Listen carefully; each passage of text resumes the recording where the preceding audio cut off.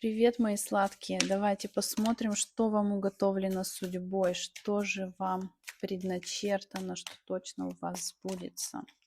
Смотрим, что вам уготовлено. Новая возможность, новый шанс, дети, работа, деньги, здоровье. Все, да, бери, делай, развивай. Это все вас ждет, когда вы проявите желание, когда вы проявите интерес, чтобы это просто взять и развивать, чтобы действовать, чтобы преодолеть свои страхи, да, то есть что-то здесь нужно переоценить.